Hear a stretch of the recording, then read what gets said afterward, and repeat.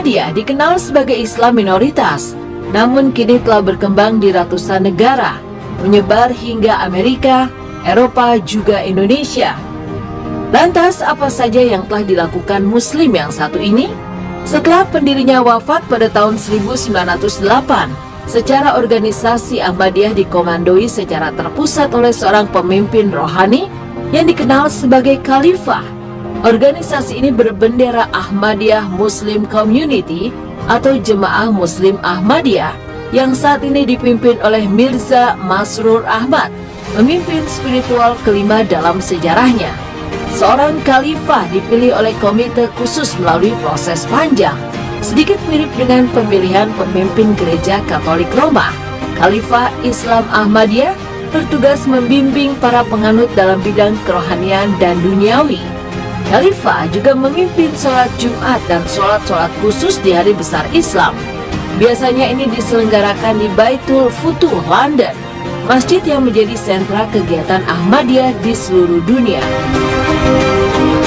Kekhalifahan Ahmadiyah tidak melakukan gerakan-gerakan politik yang mengancam eksistensi kekuasaan pemerintah.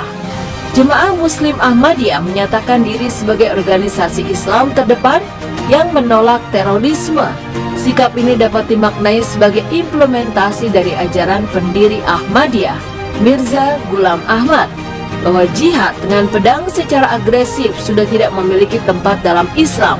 Sebaliknya, pengikutnya diajarkan untuk berjuang tanpa kekerasan lewat jihad dengan pena dalam membela Islam. Memiliki keimanan dan tata cara ibadah yang sama dengan kelompok Islam lainnya. Lantas, mengapa sebagian menganggap kalau Ahmadiyah bukan bagian dari Islam? Persekusi terhadap jemaat Ahmadiyah sepenuhnya disahkan, bahkan didukung oleh pemerintah Pakistan. Undang-undang pidana Pakistan secara eksplisit mendiskriminasi minoritas agama dan Ahmadiyah, secara khusus menjadi sasaran pelarangan karena langsung dan tidak langsung menyebut diri sebagai Muslim. Ahmadiyah dilarang menyebut masjid sebagai tempat ibadah atau menggunakan azan dan berdoa sebagaimana kaum Muslim. Mereka juga dilarang menyebarkan dengan perkataan atau menulis atau mengatasnamakan agama mereka dengan maksud mengajak orang lain. Pada 1979, seorang ilmuwan Pakistan bernama Abdus Salam memenangkan Nobel Fisika. Penemuan terbesar dalam hidupnya ini adalah kunci yang mendasari teori fisika partikel yang masih dipakai hingga kini. Juga menjadi tonggak penemuan partikel Higgs boson pada 2012. Dan Abdus Salam adalah pengikut Islam Ahmadiyah. Abdus Salam adalah orang Pakistan pertama yang memenangkan Nobel. Semestinya kemenangan ini menjadi momen bersejarah bagi negaranya. Panjang hidupnya, Abdus Salam taat beribadah. Ketika bekerja sepanjang hari di rumahnya di London, ia lakukan sambil memutar rekaman lantunan ayat-ayat suci Al-Quran. Ia juga tidak pernah melihat keyakinannya sebagai halangan untuk ilmu pengetahuan. Bahkan ia menganggap kedua bidang ini bekerja saling berkelindan. Ia kerap mengaku kepada banyak sejawatnya, sebagian besar ide-ide datang kepadanya dari Tuhan. Abdus Salam bekerja keras menemukan teori dasar fisika yang bisa menjelaskan semua teori fisika partikel yang dikatakannya mirip dengan keyakinannya. Lubna Arsyad mencatat sejarah baru. Ia adalah perempuan kulit berwarna sekaligus muslimah pertama dalam sejarah yang dilantik sebagai Lord Mayor of Oxford atau wali kota Oxford pada Rabu 17 Mei 2023. Dengan hijab yang menutupi kepala, ia tampil berbeda.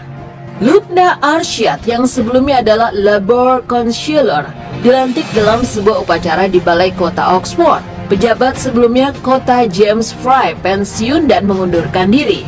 Lubna Arsyad terpilih sebagai anggota Dewan Kota pada tahun 2018 mewakili Cowley Marsh pada awalnya, dan kemudian karena perubahan batas pemilihan, sekarang melayani Temple Cowley.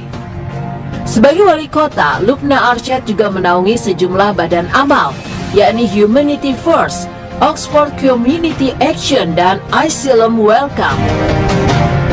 Kepala Organisasi Riset Ilmu Pengetahuan, Sosial, dan Humaniora Badan Riset dan Inovasi Nasional, Ahmad Najib Burhani menilai, usaha-usaha Ahmadiyah dalam menerjemahkan Al-Quran. Menurutnya, Ahmadiyah merupakan pionir penerjemahan Al-Quran dan terjemahannya menjadi awali hari dengan secangkir semangat siap melangkah. bahan rujukan para tokoh awalin Republik Indonesia. Pada awal abad ke-20 sampai masa kemerdekaan, terjemahan Al-Quran versi Ahmadiyah juga menjadi bahan rujukan para tokoh awalin negeri ini. Di antaranya Soekarno, Kiai Haji Agus Salim, Ruslan Abdul Ghani, HOS Cokro Aminoto hingga Young Islamiten Born. Hingga kini Ahmadiyah telah menerbitkan terjemahan Al-Quran ke 120 bahasa di dunia. Barangkali ini merupakan salah satu organisasi Islam yang mampu menerjemahkan Al-Quran ke dalam banyak bahasa di dunia. Islam Ahmadiyah punya sejarah panjang di Afrika.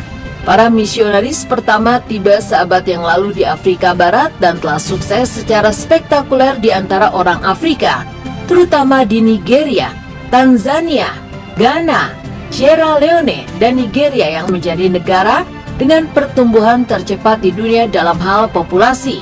Sebagai persentasi dari populasi nasional, Sierra Leone diperkirakan memiliki 10-16% Ahmadiyah. Presentasi tertinggi di dunia dan jauh lebih tinggi daripada di Pakistan. Di Ghana, Muslim Ahmadiyah juga merupakan lebih dari 1/6 populasi Muslim dan mengoperasikan ratusan sekolah, perguruan tinggi, dan stasiun radio. Di Burkina Faso, stasiun radio Ahmadiyah bersaing secara agresif dengan stasiun Muslim Sunni lainnya untuk menyebarkan dakwah Muslim Afrika yang sebelumnya sebagian besar non-denominasi yang menggabungkan kepercayaan animisme tradisional mereka yang sinkron dengan mistisisme Sufi. Langkah ini terbayar dengan dibangunnya ratusan masjid Ahmadiyah di Afrika, dengan acara-acara Ahmadiyah dihadiri oleh para pejabat dan bahkan ulama Muslim lainnya di Afrika. Di Afrika, banyak Muslim arus utama termasuk ulama tidak Ahmadiyah sebagai sesat. Sangat kontras dengan yang terjadi di Asia Selatan. Dari sekitar 12 juta Ahmadiyah di dunia, sebagian besar dari mereka kini tinggal di Afrika. Jamaah Ahmadiyah hingga saat ini sedang terus bekerja menyebarluaskan Islam ke seluruh pelosok dunia dengan cinta dan damai. Upaya-upaya yang dilakukan oleh Muslim Ahmadiyah dalam menyebarluaskan Islam dan ajaran Nabi Muhammad Sallallahu Alaihi Wasallam ke seluruh pelosok dunia, di antaranya ialah dengan cara mengirimkan mubalik Islam ke seluruh negara di semua benua. Mereka bekerja siang dan malam mendakwahkan Islam kepada masyarakat dunia yang sebelumnya sama sekali belum mengenal Islam. Mendirikan pusat-pusat misi dakwah di berbagai kota di negara di mana mereka ditugaskan. Kemudian mereka mendirikan masjid-masjid ketika dakwah telah berkembang untuk memfasilitasi para jamaah beribadah kepada Allah SWT. Jemaat Ahmadiyah membangun lebih dari 15.000 masjid, 500 sekolah, lebih dari 30 rumah sakit di dunia. Itulah Ahmadiyah. Minoritas Muslim ini kini terus berkembang pesat dengan ajaran cinta damainya, menyebarkan Islam ke seluruh pelosok dunia dengan motonya Love for all, hatred for none.